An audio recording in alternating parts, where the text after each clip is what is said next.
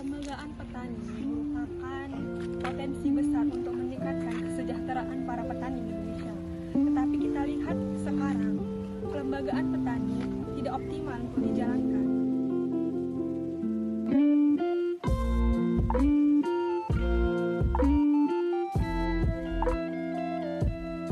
Assalamualaikum warahmatullahi wabarakatuh. Selamat datang di channel kami. Nah, hari ini kita akan membahas topik yang sangat penting bagi pertanian dan ketahanan pangan di Indonesia, yaitu mengenai kelembagaan petani. Nah, kelembagaan petani ini diatur di dalam Peraturan Menteri Pertanian Republik Indonesia Nomor 67 Tahun 2016 tentang pembinaan kelembagaan petani. Di balik setiap hasil pertanian yang kita nikmati, ada sekelompok petani yang bekerja keras. Namun, tahukah Anda bahwa keberhasilan mereka tidak hanya bergantung pada keterampilan dan kerja keras, tetapi juga pada kelembagaan yang mereka bangun. Kelembagaan petani adalah pondasi yang memperkuat posisi tawar petani di pasar. Dalam konteks ini, kelembagaan mencakup berbagai bentuk organisasi seperti kelompok tani, gabungan kelompok tani, asosiasi komoditas pertanian, dan Dewan Komoditas Pertanian Nasional. Nah, dengan adanya kelembagaan yang baik, petani bisa mendapatkan akses yang lebih baik terhadap informasi, teknologi, dan sumber daya. Ini semua penting karena di era modern ini, petani yang terorganisir memiliki peluang lebih besar untuk menjadi petani yang sukses.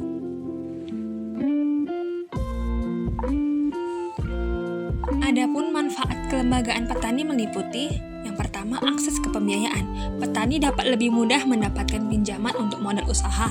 Yang kedua, peningkatan pengetahuan. Melalui pelatihan dan penyuluhan, petani bisa belajar teknik pertanian yang lebih baik. Yang ketiga, peningkatan kualitas produk. Dengan kolaborasi, petani bisa meningkatkan kualitas hasil pertanian mereka. Namun, meskipun banyak manfaat yang ditawarkan, masih ada tantangan yang dihadapi dalam implementasi kelembagaan petani di Indonesia. Kita perlu memahami isu-isu ini agar bisa mencari solusi yang tepat. Mengapa sih kelembagaan penting?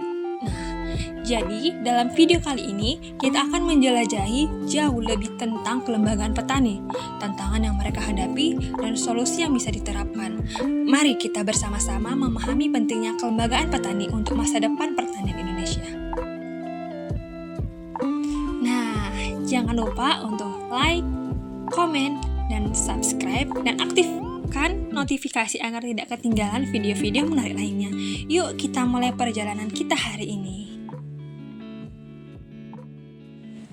Nah, kita masuki ke dalam pembahasan diskusi kita hari ini mengenai kelembagaan petani sesuai dengan Peraturan Menteri Pertanian Nomor 67 Tahun 2016.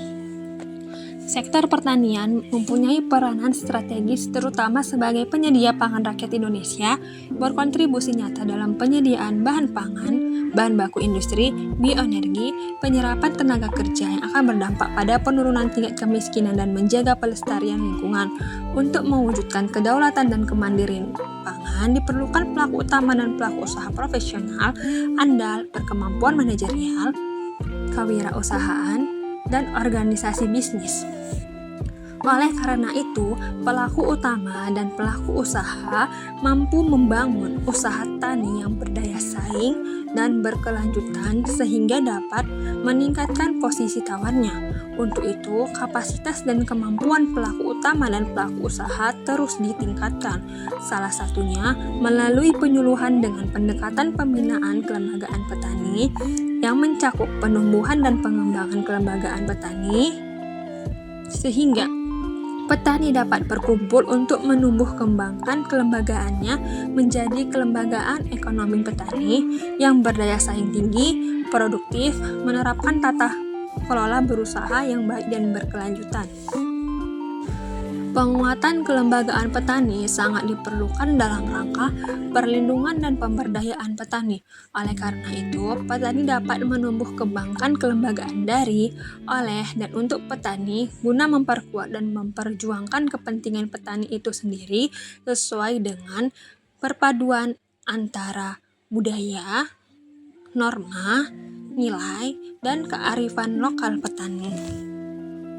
Nah, kelembagaan petani adalah lembaga yang ditumbuh kembangkan dari, oleh, dan untuk petani guna memperkuat dan memperjuangkan kepentingan petani, mencakup kelompok tani, gabungan kelompok tani, asosiasi komoditas pertanian, dan Dewan Komoditas Pertanian Nasional. Yang pertama nih, kita masuki kelompok tani. Kelompok tani yang selanjutnya disebut Poktan adalah kumpulan petani, peternak, pekebun yang dibentuk oleh para petani atas dasar kesamaan kepentingan, kesamaan kondisi lingkungan sosial, ekonomi, dan sumber daya, kesamaan komoditas, dan keakraban untuk meningkatkan dan mengembangkan usaha anggota. Penumbuhan dan pengembangan Poktan dilakukan melalui pemberdayaan petani dengan perpaduan dari budaya, norma, nilai, dan kearifan lokal untuk meningkatkan usaha tani dan kemampuan Poktan dalam melaksanakan fungsinya. Penyebutan Poktan dimaksud dapat menggunakan nama antara lain paguyuban, syarikat, dan ikatan yang selaras dengan budaya, kearifan lokal, dan tidak menyimpang dari karakteristik ataupun ciri unsur pengikat fungsi dan dasar penumbuhan dan pengembangan kelembagaan petani. Pemberdayaan petani dilakukan melalui kegiatan pelatihan dan penyuluhan dengan pendekatan kelompok. Kegiatan penyuluhan melalui pendekatan kelompok ini mendorong terbentuknya kelembagaan petani yang mampu membangun sinergitas antar petani dan antar kelompok tani dalam upaya mencapai efisiensi usaha. Selanjutnya, dalam upaya meningkatkan kemampuan Poktan dilakukan pembinaan dan pendampingan oleh para penyuluh pertanian dengan melaksanakan penilaian klarifikasi kemampuan Poktan secara berkelanjutan yang disesuaikan dengan kondisi perkembangannya. Adapun Poktan memiliki ciri-ciri sebagai berikut, yaitu yang pertama, saling mengenal, akrab, dan saling percaya di antara sesama anggota. Kedua, mempunyai pandangan dan kepentingan serta tujuan yang sama dalam berusaha tani. Tiga, memiliki kesamaan dalam tradisi dan atau pemukiman, kawasan hamparan usaha, jenis usaha, status ekonomi dan sosial budaya ataupun kultur, al-istiadat, bahasa, serta ekologi. Adapun unsur pengikat Poktan adalah kawasan usaha tani yang menjadi tanggung jawab bersama di antara anggota, kegiatan yang manfaatnya dapat dirasakan oleh sebagian besar anggota, kader yang mampu menggerakkan petani dengan kepemimpinan yang diterima oleh anggota, pembagian tugas dan tanggung jawab sesama anggota berdasarkan kesepakatan bersama, dan motivasi dari tokoh masyarakat dalam menunjang program yang telah ditetapkan. Adapun fungsi dari Poktan itu sendiri yaitu sebagai kelas belajar, wahana kerjasama, dan unit produksi. Fungsi Poktan sebagai kelas belajar merupakan wadah belajar mengajar bagi anggota untuk meningkatkan pengetahuan, keterampilan, dan sikap agar tumbuh dan berkembang menjadi usaha tani yang mandiri melalui pemanfaatan dan akses kepada sumber informasi dan teknologi sehingga dapat meningkatkan produktivitas, pendapatan, dan kehidupan petani yang lebih baik. Fungsi kelompok tani sebagai wahana kerjasama, yaitu Poktan merupakan tempat untuk memperkuat kerjasama baik di antara sesama petani dalam Poktan dan antar Poktan maupun dengan pihak lain, sehingga diharapkan usaha tani lebih efisien dan mampu menghadapi ancaman, tantangan, hambatan, serta lebih menguntungkan. Dan terakhir, fungsi Poktan sebagai unit produksi merupakan usaha tani masing-masing anggota Poktan secara keseluruhan merupakan satu kesatuan usaha yang dapat dikembangkan untuk mencapai skala ekonomi usaha dengan menjaga kuantitas, kualitas, dan kontinuitas. Selanjutnya yaitu penilaian kelas kelompok tani. Nah, di dalam kelompok tani tersendiri ya, kita itu memiliki penilaian kelas kemampuan kelompok tani, yaitu penumbuhan dan pembinaan Poktan diarahkan pada upaya peningkatan kemampuan Poktan dengan pendekatan aspek manajemen dan aspek kepemimpinan dan fungsi-fungsi fakta sebagai kelas belajar, wahana kerjasama, dan unit produksi. Penilaian kelas kemampuan Poktan dilakukan setiap tahun oleh penyuluh pertanian dan dikukuhkan sesuai dengan jenjang klasifikasi kemampuan Poktan. Tata cara penilaian kelas kemampuan Poktan lebih lanjut diatur dengan peraturan tersendiri. Nah, adapun kelas-kelas dari kelompok tani tersendiri yaitu kelas pemula, kelas lanjut, kelas madya, dan kelas utama yang penilaiannya berdasarkan kemampuan Poktan itu tersendiri. Selanjutnya yaitu kita membahas tentang Gapoktan ataupun gabungan kelompok tani. Gabungan kelompok tani yang selanjutnya disebut Gapoktan adalah kumpulan beberapa kelompok tani yang bergabung dan bekerja sama untuk meningkatkan skala ekonomi dan efisiensi usaha. Gapoktan tersendiri merupakan kelembagaan petani ditumbuh kembangkan untuk memenuhi kelayakan usaha, skala ekonomi, dan efisiensi usaha, sehingga berfungsi sebagai unit usaha penyedia sarana dan prasarana produksi, unit usaha tani atau produksi, unit usaha pengolahan, unit usaha pemasaran, dan unit usaha keuangan mikro ataupun simpan pinjam. Pada tahap pengembangannya, Gapoktan dapat memberikan pelayanan informasi, teknologi, dan permodalan kepada anggotanya, serta menjalin kerjasama melalui kemitraan usaha dengan pihak lain. Penggabungan Poktan ke dalam Gapoktan diharapkan akan menjadikan kelembagaan petani yang kuat dan mandiri serta berdaya saing.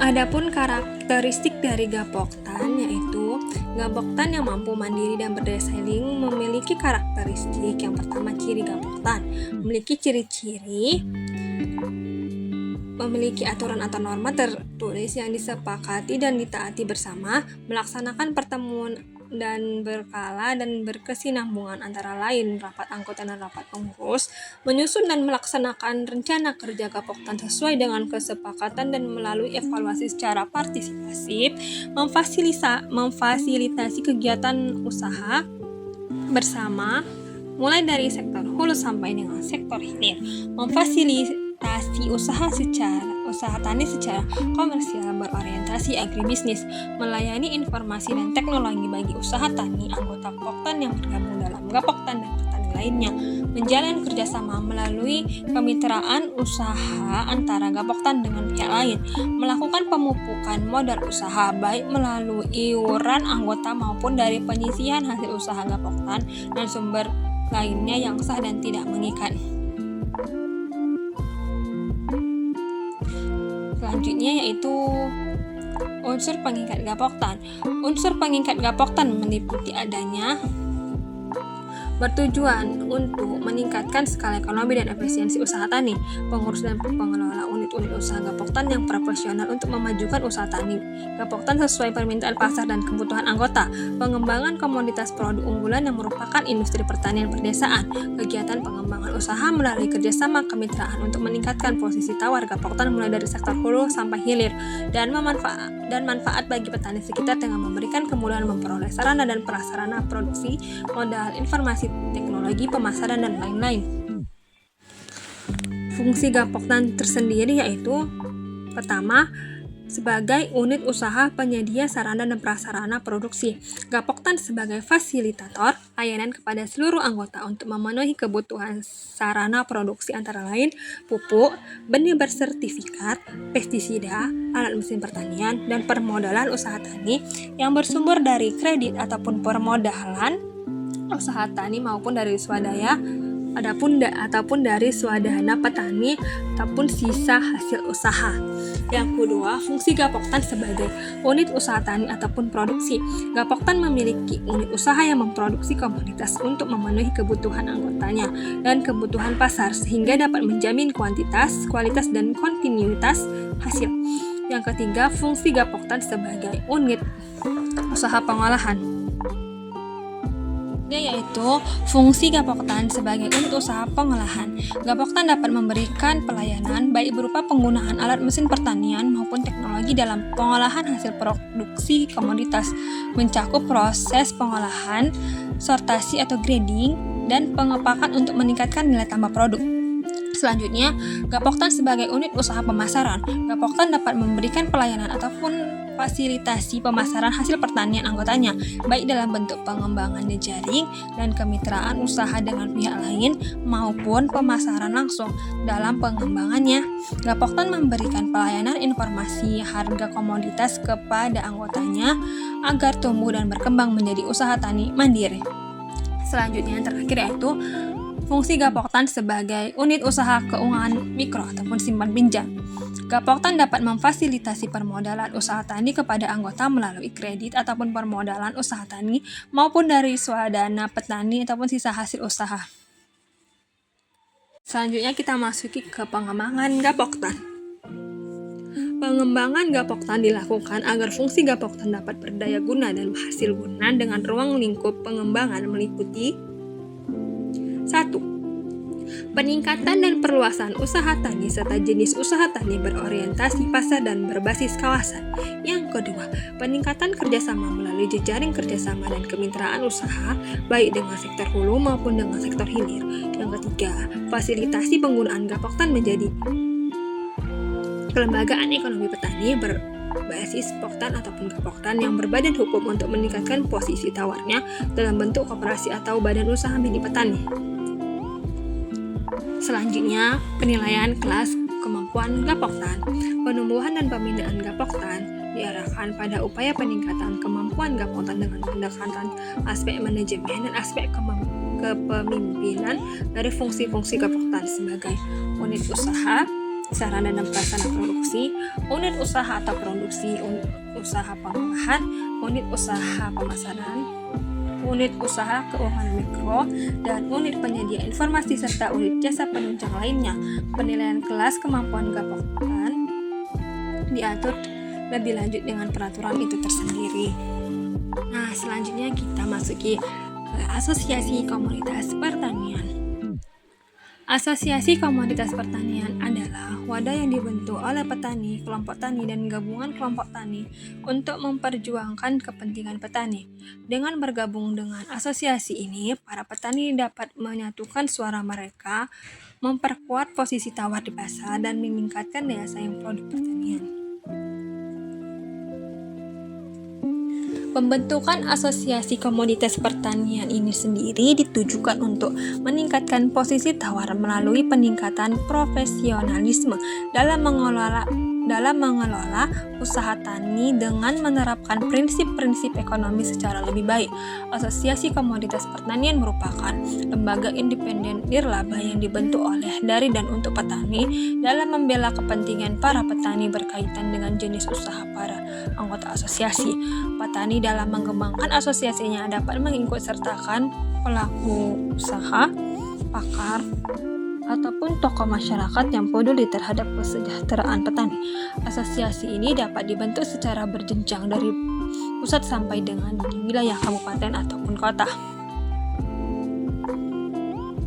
Asosiasi Komoditas Pertanian bertugas menampung dan menyalurkan aspirasi petani, mengadvokasi dan mengawasi pelaksanaan kemitraan usaha tani, memberikan masukan kepada pemerintah ataupun pemerintah daerah dalam merumuskan kebijakan ataupun perlindungan dan pemberdayaan petani, mempromosikan komoditas pertanian yang dihasilkan anggota di dalam negeri dan di luar negeri, mendorong persaingan usaha tani yang adil, memfasilitasi anggota dalam mengakses sarana produksi dan teknologi, dan membantu menyelesaikan permasalahan dalam berusaha tani.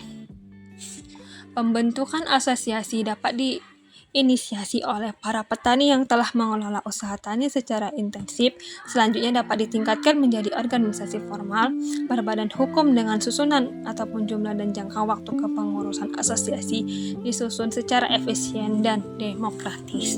Dengan adanya Asosiasi Komoditas Pertanian ini, petani tidak hanya mendapatkan informasi yang diperlukan untuk meningkatkan hasil pertanian, tetapi juga dapat menjalin bekerja sama dengan pihak lain seperti penyedia bahan baku, lembaga keuangan, dan pasar.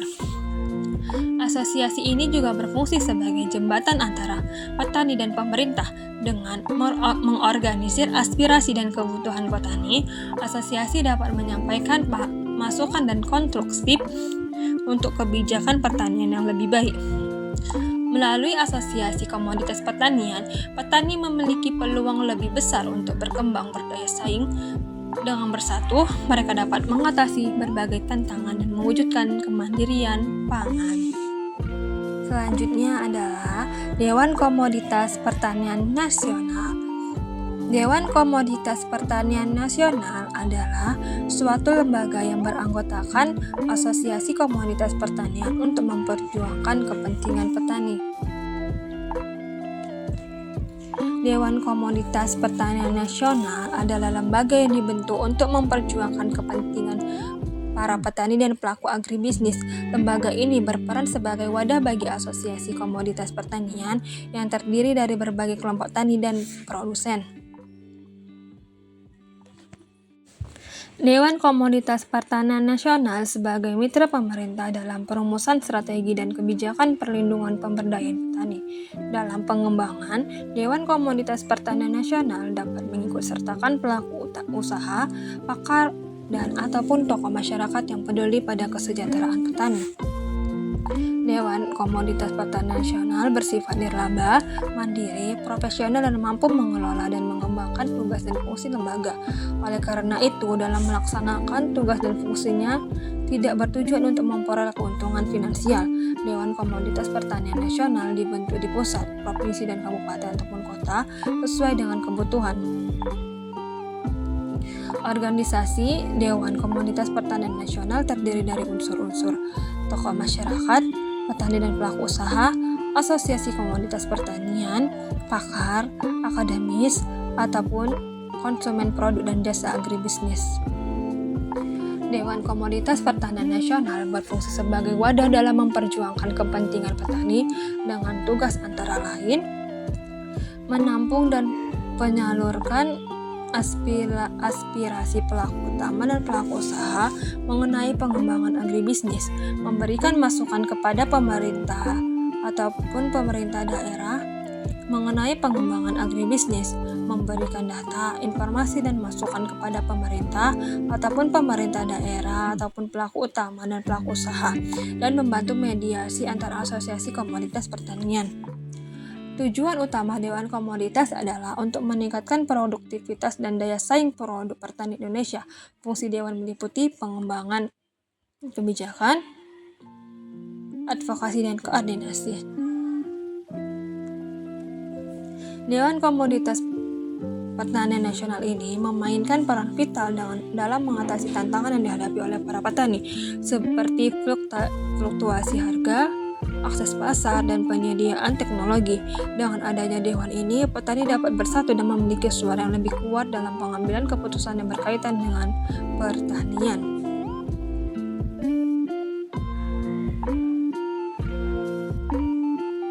Pembinaan dan pengorganisasian.